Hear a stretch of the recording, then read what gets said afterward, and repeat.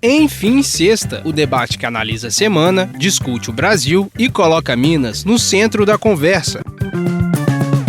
Olá, ouvintes! Estamos começando mais um Enfim Sexta, o nosso encontro semanal com análise crítica, progressista e popular sobre o que acontece em Minas Gerais, no Brasil e no mundo. Eu sou a Flora Vilela. Quem está aqui comigo no estúdio do Brasil de Fato de Minas Gerais é o Lucas Wilker. Oi, Lucas. Oi, Flora, bem-vinda de volta das suas merecidas férias. E um oi para os nossos comentaristas da bancada de hoje e para os nossos queridos ouvintes. Por hoje a gente faz um balanço aí de como ficou o cenário para as eleições após o fim do período das convenções partidárias, que acabou no último dia 5, quarta-feira dessa semana. A gente comenta por aqui como ficaram definidas as chapas à esquerda e à direita que vão concorrer ao governo do estado. Para fechar nosso programa, a gente também repercute por aqui a entrevista de sabatina que o ex-governador e candidato à presidência pelo Partido Novo, Romeu Zema, concedeu ontem. Nessa entrevista, ele afirmou os maiores absurdos, propôs privatizar a Petrobras e disse que se inspira no modelo de segurança adotado pelo presidente de El Salvador, o Nayib Bukele, que é reconhecidamente um modelo que viola direitos humanos. E para tratar desses temas, está por aqui o Ney Zavascki, dirigente nacional do MST em Minas Gerais. Tudo bem, Ney? Olá, Lucas. Olá, Flora. Um alô especial a todos os nossos ouvintes pelas plataformas e também pela Rádio Autêntica Favela. Um alô muito especial aqui num tom de uma breve despedida às minhas companheiras de bancada, Ana Paula, que vão se ausentar aqui nos próximos programas nossos, e desejo toda a sorte e força na luta que se segue nesses próximos 2 meses. É isso, e aí como o Ney já adiantou, quem também compõe nossa bancada de hoje é a Ana Paula Siqueira, deputada estadual pelo PT. Tudo bem, Ana? Tudo bem, Flora e Lucas, querido Ney, a todos os nossos ouvintes que nos acompanham aqui no Enfim Sexta. É uma alegria poder estar aqui mais uma edição, né, falando sobre aquele que está aí movimentando as nossas vidas, né, atuando aí os nossos próximos dias. E já com esse aviso de despedida, né, até logo, viu, Ney? Até logo aí que nós vamos encarar esse desafio, né, eleitoral. A gente segue firme aqui nessa construção, junto com todos e todas. Pois é, gente. Então já curte o episódio, compartilha com quem se interessa pelo tema, com quem quer saber mais sobre esses temas e deixa por aqui o seu comentário, que hoje a gente está cheio de pauta aí no Enfim Sexta. Brasil de Fato, uma visão popular de Minas Gerais, do Brasil e do mundo. Então, bora entrar no assunto que tomou as notícias dessa semana. Acabou nessa quarta-feira o período oficial para a realização das convenções partidárias. No campo mais à esquerda, a chapa da Federação Brasil da Esperança será encabeçada em Minas por Patrus Ananias, do Partido dos Trabalhadores. O PCB escolheu o professor e historiador Túlio Lopes. A Unidade Popular apresentou a educadora popular Indira Xavier. E o Partido Socialista dos Trabalhadores Unificado, o PSTU, confirmou o operário da mineração Rafael Duda. Pois é, Lucas, foram também definidas oficialmente as candidaturas progressistas para o Senado, com Marília Campos, ex-prefeita de Contagem pelo PT, Áurea Carolina, ex-deputada federal pelo PSOL, Ana Luísa, do Movimento de Luta dos Bairros, Vilas e Favelas, e Fidelis Alcântara, militante da pauta do direito à cidade, que disputam as vagas pelo Partido da Unidade Popular, a UP, e o PSTU indicou também 2 concorrentes, o metalúrgico Jordano Carvalho e a professora Victória Mello. Agora, com essas decisões tomadas, queria que vocês trouxessem pra gente como que vocês acreditam que deve se desenhar a disputa pelo Estado em Minas Gerais. Vai ser uma disputa não só em Minas Gerais, Flora, mas também no Brasil, uma disputa muito dura. A disputa que está colocada é uma disputa entre soberania e um neocolonialismo. E nós, em Minas Gerais, estamos no centro disso, porque hoje a disputa que está colocada é uma disputa pela apropriação dos recursos naturais, né, em especial, que já foi debatido aqui com vários colegas que compõem essa bancada sobre os minerais críticos, né? Então essa mudança ou essa ampliação da matriz energética, essa disputa da geopolítica,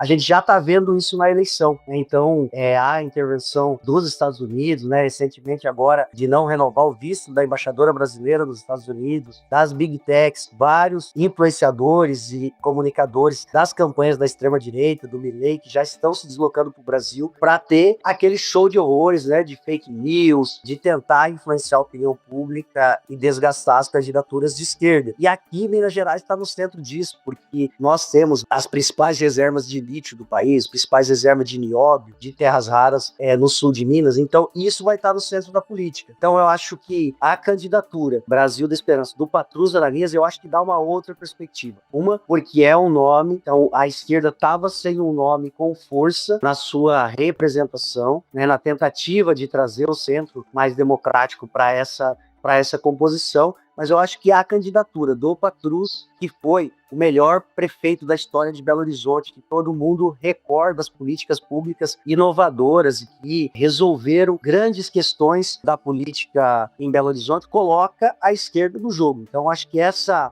candidatura acho que representa, mas será muito dura porque tem um histórico da construção da extrema-direita em Minas Gerais, todo esse processo então de dois governos da extrema-direita com o Romeu Zema e Matheus Simões, com a entrega de patrimônio público, privatização da Copasa, privatização de escolas via terceirização, então todo esse desmonte. Mas o que está em jogo é isso. E para não deixar de falar também, as candidaturas das organizações que mais se colocam numa perspectiva mais de transformação da revolução, que são candidaturas de menor expressão político-eleitoral, também tem uma função de pautar projetos políticos mais estratégicos. Então, é legítimo, né? Com certeza, conquistando um segundo turno, o Brasil da Esperança vai ter a composição com todas essas outras candidaturas, mas é importante também, né? São companheiros que a gente se encontra nos processos de luta, né? O Túlio, a Indira, o Rafael, e que tem essa função de tentar também nesse sistema, que ele é pouco democrático do ponto de vista da participação do conjunto das forças, né?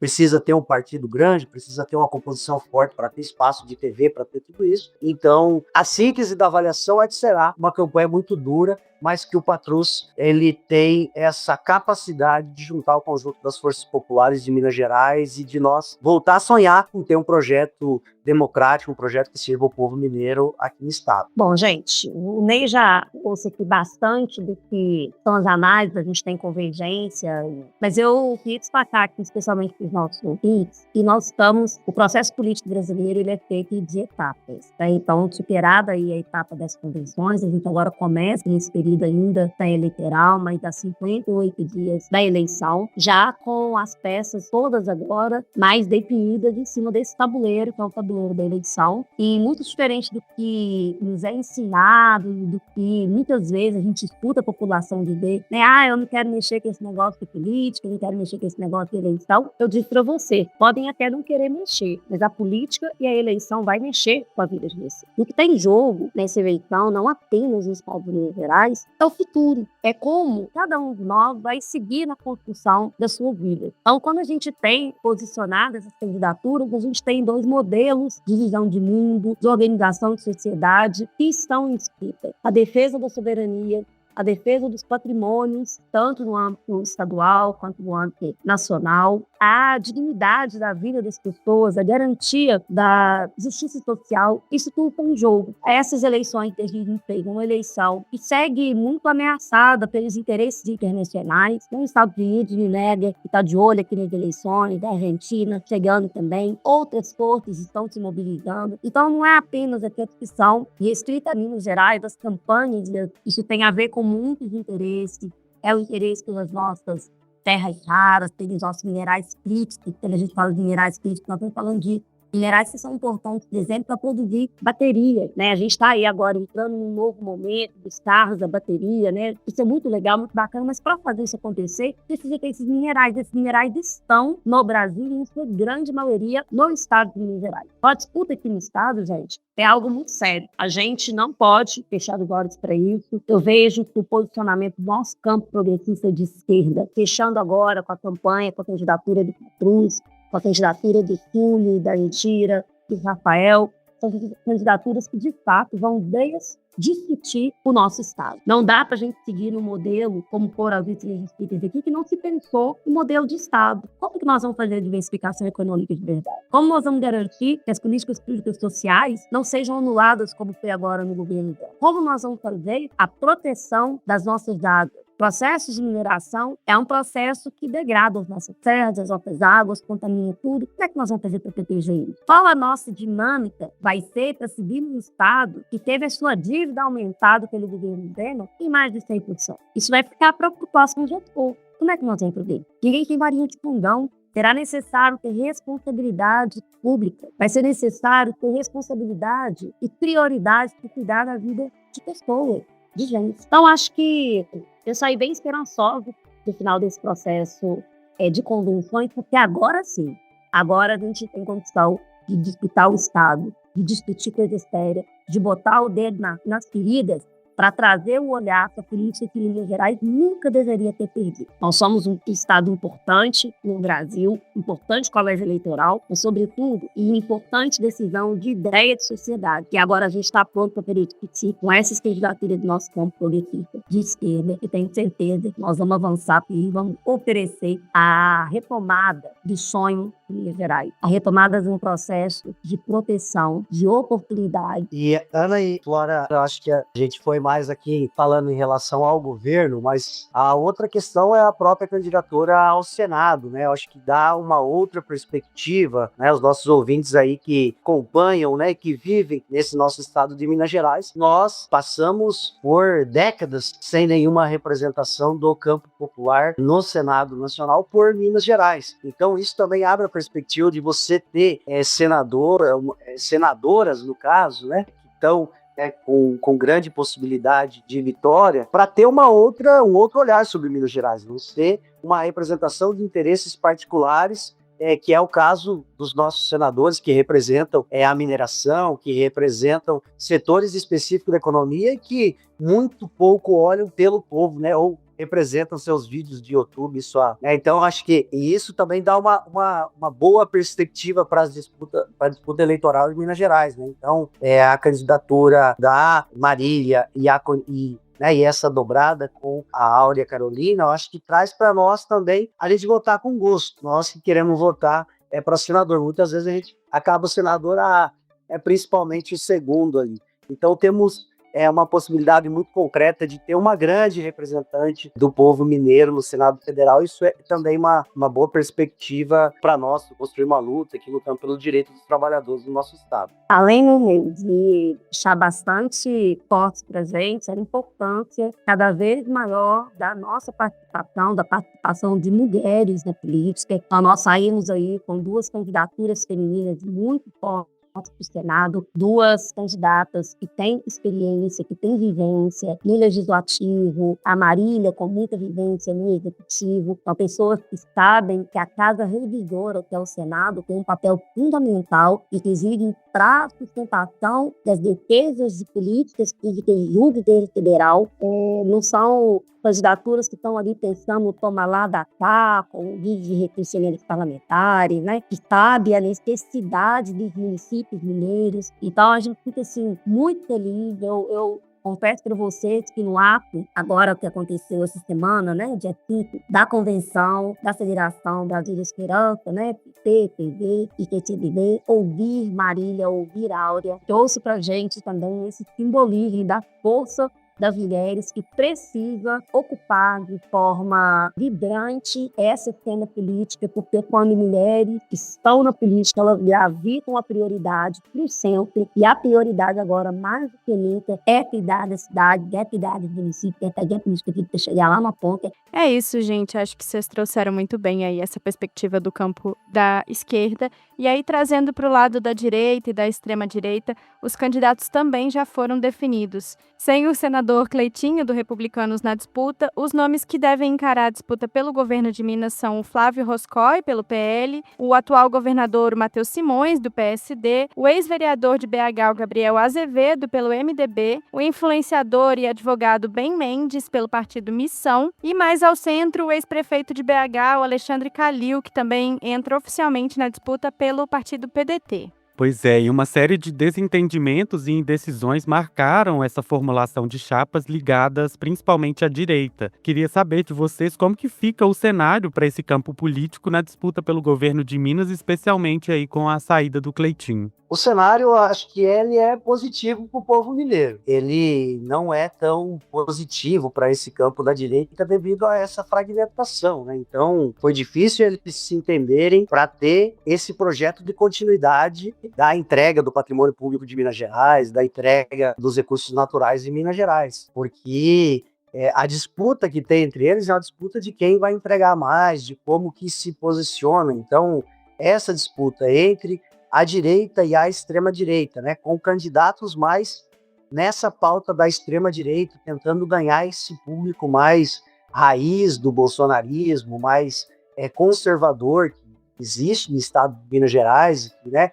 alcança aí seus 15, 20% da população, que é, vamos dizer assim, a extrema-direita racista, machista, homofóbica, contra pobre, contra trabalhador, que está aí representada na continuidade do governo, Matheus Simões, né? Que o Cleitinho ia representar um pouco isso, então essa representação do PL está nisso. E aí você tem setores da direita, e até mesmo da extrema-direita, que não confiam muito nesses candidatos, né, com essa característica, né, um candidato youtuber como é o Cleitinho. Cleitinho, ele não foi um candidato que, pelas pesquisas, indicava uma vitória até fácil, vamos dizer, sobre o campo popular, sobre o centro democrático no nosso estado, né, pela sua popularidade, pelo seu até carisma, mas que ele não é confiável para essa extrema-direita. E ele faz movimentos errantes, né? E o próprio movimento errante na decisão da candidatura também tirou ele da jogada, né?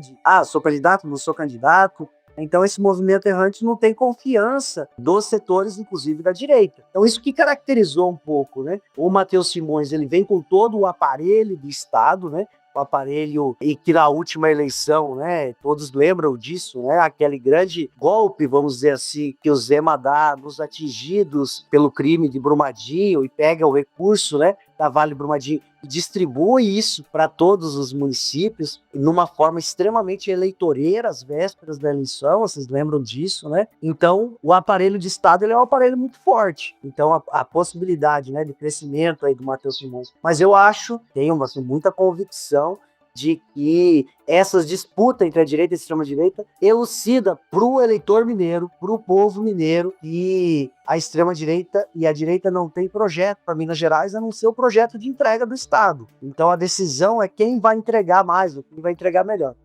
Um outro elemento que dá uma diferenciada é eles tentar se separar da sujeira que o Flávio traz para a candidatura, né? Tá todo mundo com medo do que estoura. É o cidadão mais, vamos dizer assim, mais sujo da família Bolsonaro, né? Ele não é o limpinho. Ele é o que opera Caixa 2, é o que é a rachadinha, a compra de imóveis. Ele sempre foi o operador desse enriquecimento da família, se utilizando da vida pública, né, da sua família. Então, tem um risco muito grande de estourar muita coisa. Então, estar ligado. Então, também teve essa disputa. Estou diretamente ligado ou mantenho uma separação desse candidato nacional? Então, acho que é um pouco essa característica que traz e que nos dá perspectivas, né, de mostrar para o povo mineiro que é uma disputa entre clãs, entre grupos políticos que representam grupos econômicos e que o projeto da esquerda, o projeto popular, o projeto democrático que está representado, a gente já comentou aqui na candidatura do Patrusco, pode ter um pouco mais de força nessa disputa. Olha,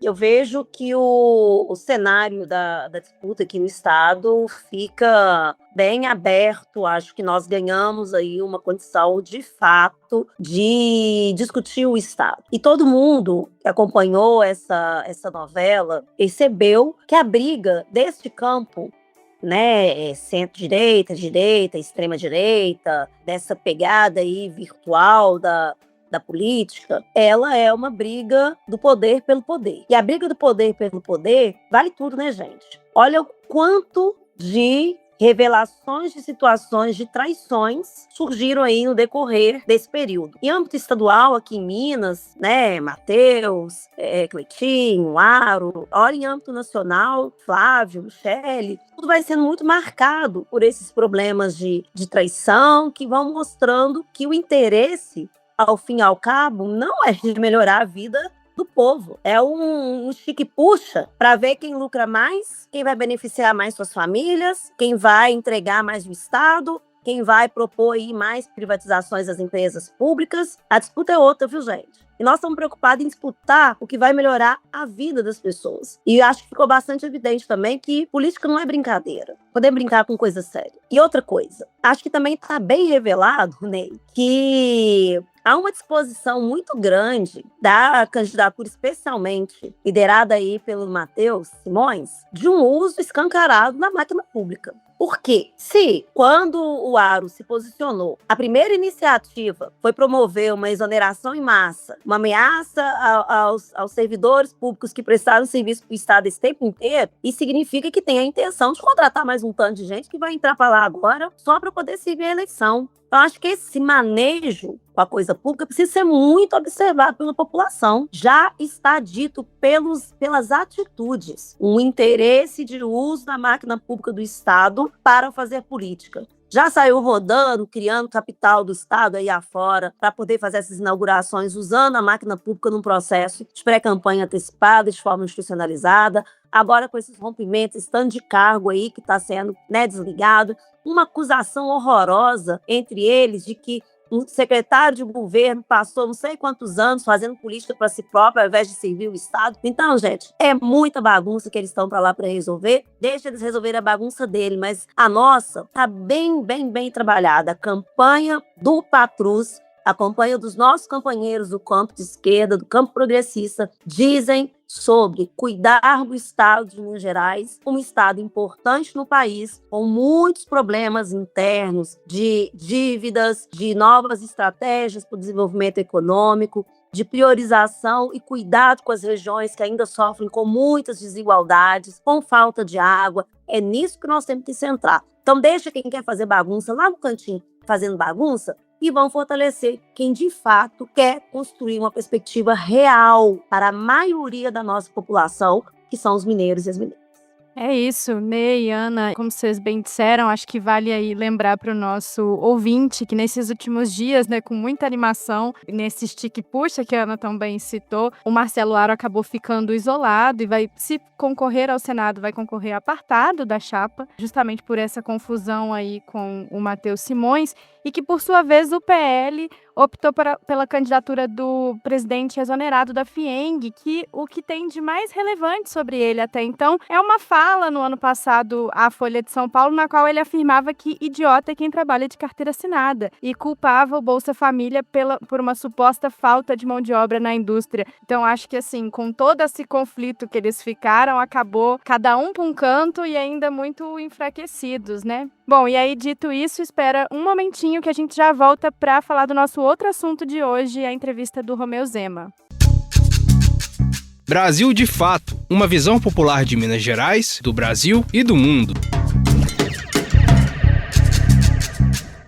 Pois é, Flora, com o início do período eleitoral, uma série de movimentações já têm sido feitas pelos candidatos e nessa quinta-feira o candidato à presidência da República, Romeu Zema, do Novo, o ex-governador de Minas Gerais, voltou a afirmar em entrevista que pretende, abre aspas, privatizar tudo, a começar pela Petrobras, fecha aspas. Um movimento que também foi feito, como a gente recorda, na sua gestão aqui no estado. Ele também afirmou se inspirar no modelo de segurança adotado pelo presidente de El Salvador, defendeu também uma intervenção federal na segurança pública do Rio de Janeiro e afirmou que quer uma reforma profunda no judiciário. Pois é, e aí, como já tem feito há algum tempo, né, o candidato então tomou uma série de posições deliberadamente polêmicas e parece que já está apontando para onde ele vai direcionar a sua campanha. Com isso, queria entender de vocês como que vocês avaliam o posicionamento do Zema nessa primeira entrevista depois da finalização das convenções. O que o Zema está fazendo? Ele está disputando esses eleitores da extrema-direita. Primeiro, acho que vamos pela temática. A temática que ele coloca na sua entrevista é a temática que é central, é um debate central. Não dá para a gente sair dele, nós temos que ter proposta para ele. É quando ele fala de privatização, de privatizar tudo, ele fala de Estado mínimo. O grande desafio é nosso, é colocar o que é o Estado mínimo. O Estado mínimo é não ter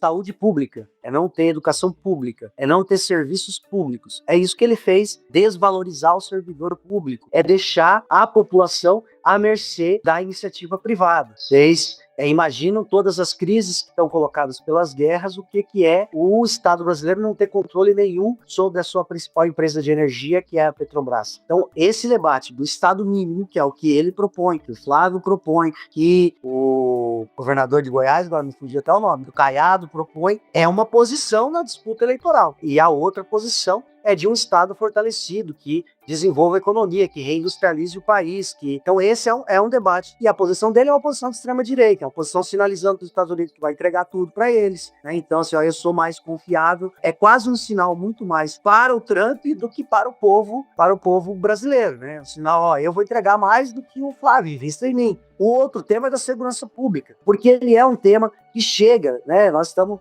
aqui na rádio falando para toda a população aqui, em especial a população aqui da Serra, mas a população de Minas Gerais como um todo, do Brasil como um todo. A segurança pública é um tema que as famílias, elas têm medo do crime organizado, elas têm medo da violência causada pela crise do capital, essa miséria, né, que vai assolando, que vai aumentando a população de rua. Então, esse medo faz com que as pessoas elas tenham posições mais radicais em relação à segurança. Nós não podemos deixar esse sentimento ele tomar conta do nosso povo. Nós temos que não ter medo, ter esperança e com políticas de desenvolvimento, de emprego, com políticas de educação, é assim que se combate a violência. Não é prendendo todo mundo sem julgamento, como né, no caso do ideal que o Zema colocou do Bukele. Então, acho que é um debate a ser feito da segurança pública e um debate que passa muito mais pelo desenvolvimento, pela assistência social, pela urbanização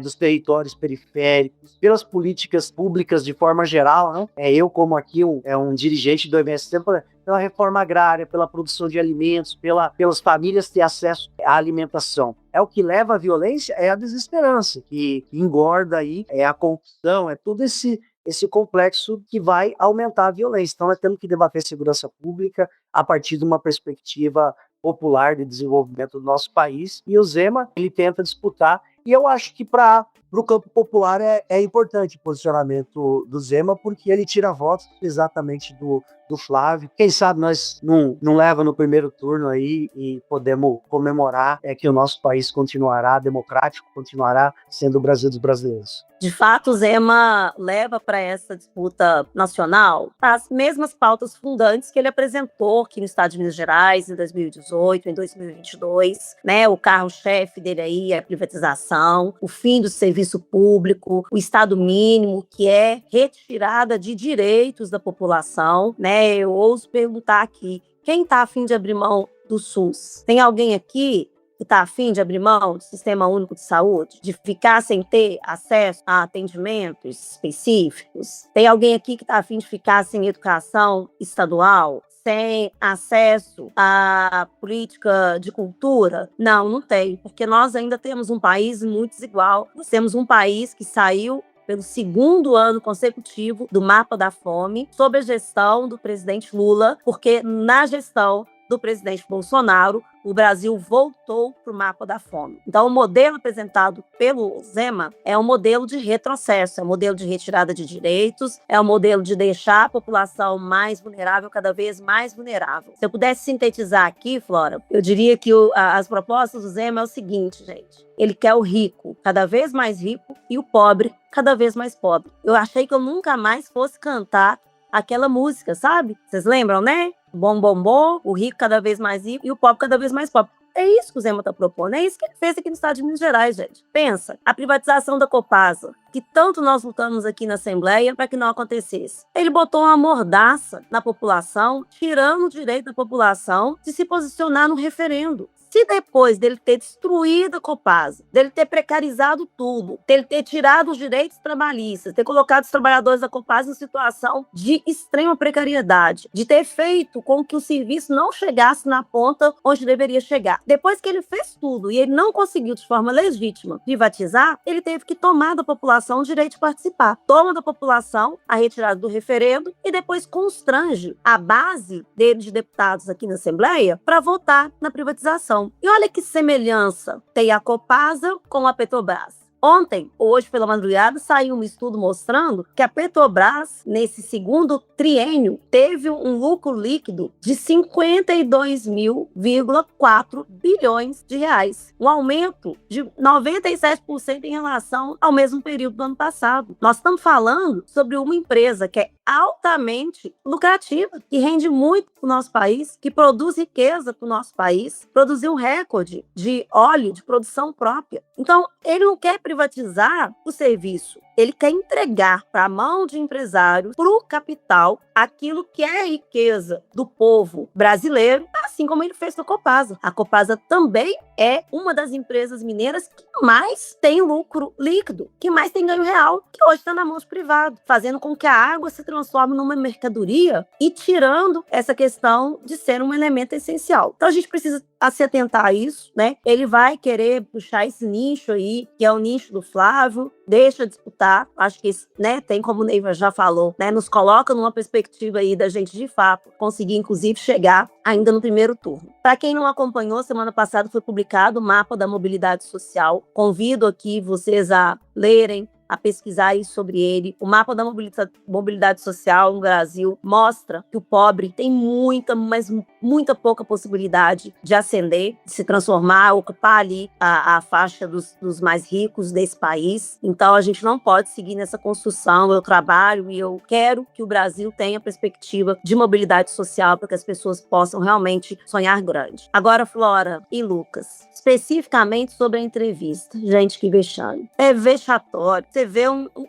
governador de estado, gente, que passou aqui comendo banana com casca, falando de forma hipócrita sobre benefícios, sobre regalias. É o governador que aumentou seu próprio salário em 300%. É o governador que deu quase 2 milhões de reais em isenção tributária para a empresa da sua família. Esse cara, gente, pode ser levado a sério. Ele vai fazer campanha. A campanha, infelizmente, é um espaço democrático, as pessoas vão falar o que elas querem. Mas nós, especialmente nós, mineiros e mineiras, sabemos o que ele fez nesse estado. E ele está falando da segurança pública. Hoje é dia da Lei Maria da Penha. 20 anos da Lei Maria da Penha. Eu quero ver o Zema falar como ele tratou as mulheres mineiras, porque foi no governo dele que o estado de Minas Gerais alcançou e mantém o segundo lugar como o estado mais violento para as mulheres. O segundo estado que mais mata mulheres pelo fato de ser mulheres. E as providências que esse governador deveria ter tomado, ele não tomou. Ele permitiu a matança de mulheres nesse estado, ele endossou quando ele fala opressão contra a mulher é o instinto natural do homem. Ele disse isso numa entrevista. Ele disse também que os trabalhadores do Vale de Jequitinhonha, as pessoas do Vale de Jequitinhonha, poderiam receber menos de um salário mínimo para fazer um trabalho, ou seja, ele valoriza a precarização do trabalho. Então, gente, o Zema vai fazer a campanha dele, mas nós sabemos e sentimos na pele que vai fazer um bom serviço se nos ajudar a tirar lá um percentual do voto do Flávio e abrir o caminho, porque o Brasil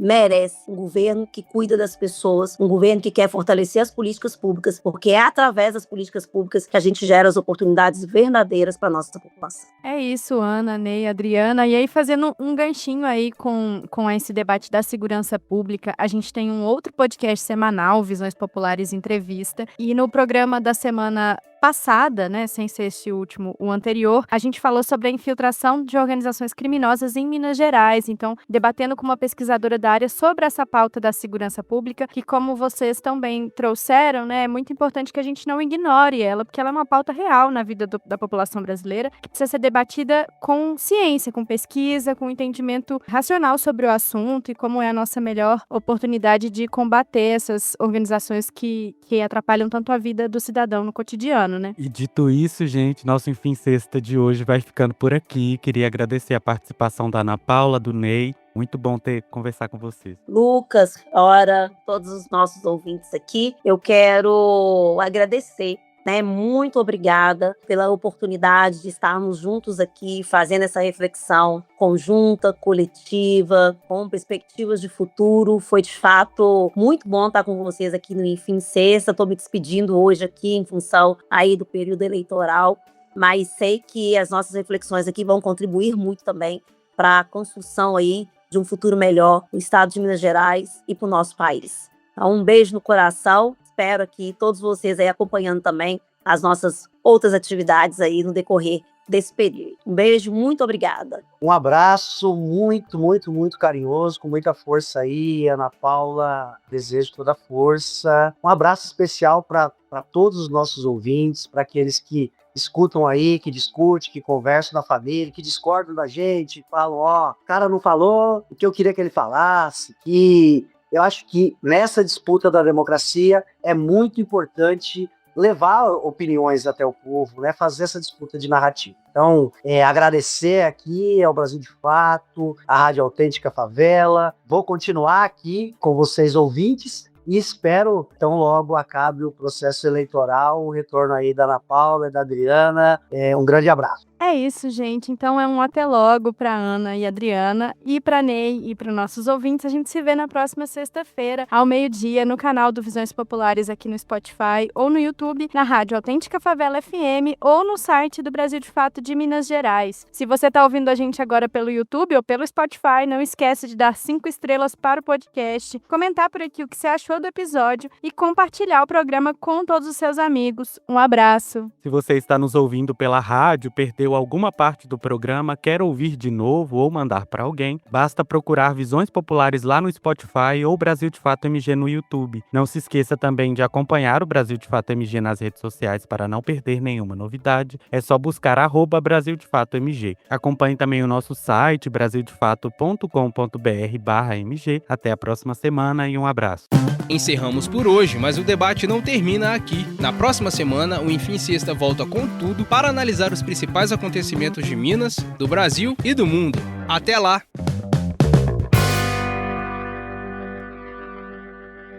Esse episódio do Enfim Sexta teve a apresentação de Flora Vilela e Lucas Wilker. A produção é do Lucas Wilker, o roteiro e a edição de áudio ficam por conta de Flora Vilela, com a divulgação do Jean